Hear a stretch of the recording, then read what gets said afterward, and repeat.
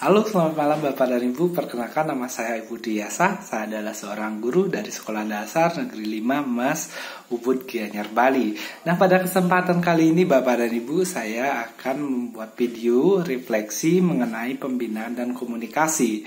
Nah, tujuan pembuatan video ini Bapak dan Ibu seperti biasa untuk melengkapi tugas ya, video refleksi tentang pembinaan dan komunikasi, dan juga untuk menjawab 3 pertanyaan yang sudah ada di LMS Belajar Semangat Guru 2, yakni yang pertama, hal apa saja yang baru Anda pelajari tentang pembinaan dan komunikasi? Yang kedua, mengenai bagaimana lembar aksi 1 membantu Anda untuk melatih kemampuan pembinaan.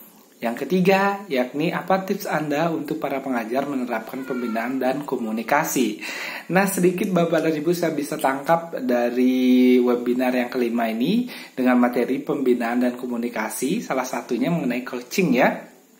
Luar biasa sekali tentunya, bahwasanya coaching ini bisa saya sederhanakan adalah proses untuk memperbaiki diri yang dimaksud ini diri siapa? Itu dulu ya.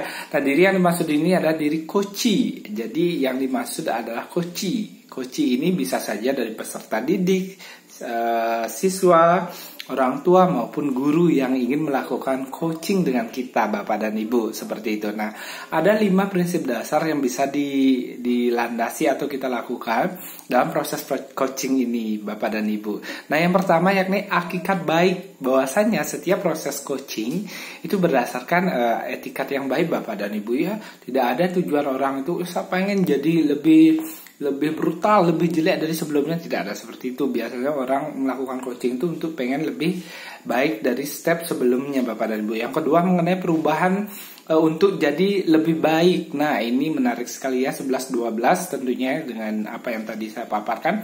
Kemudian yang ketiga mengenai setiap orang mempunyai niat baik. Nah, bahwasanya setiap orang ini selalu pengen menjadi atau melakukan yang baik yang pengen mereka lakukan ya. Kemudian yang keempat mengenai setiap orang mengambil keputusan yang terbaik. Kadangkala Bapak dan Ibu sering sekali kita atau saya sendiri ya, bukan kita, mungkin hanya saya saja yang merasa atau mungkin orang lain juga merasakan hal yang sama. Sering sekali kita menghakimi seorang siswa bahwasanya itu bukan hal yang terbaik mereka bisa lakukan, tetapi menurut mereka, dari pandang mereka, itulah yang terbaik mereka bisa lakukan Bapak dan Ibu. Nah, yang nomor 5 adalah setiap orang mempunyai sumber daya potensi. Jadi setiap orang itu bisa menjadi lebih baik dari sebelumnya. Seperti itu Bapak dan Ibu. Nah, proses coaching ini Bapak dan Ibu adalah prosesnya caranya dengan cara bertanya secara terus menerus ya.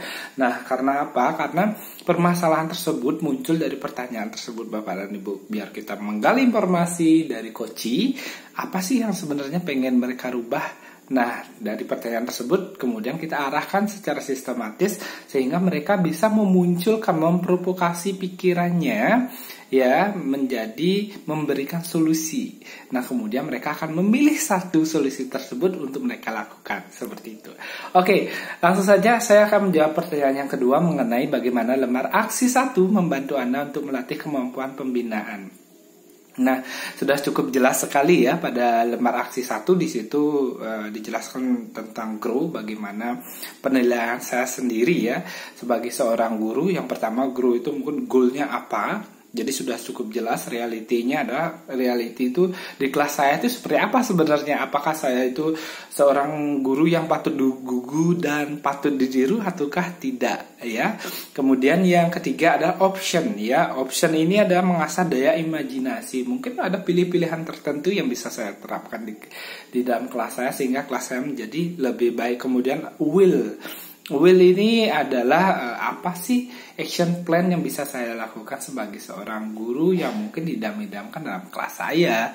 Nah, sehingga memberikan support atau seperti hashtagnya adalah belajar semangat guru 2. Jadi kita tetap memberikan semangat kepada peserta didik kita Bapak dan Ibu. Nah, yang ketiga saya akan menjawab pertanyaan mengenai apa tips Anda untuk mengajar menerapkan pembinaan dan komunikasi.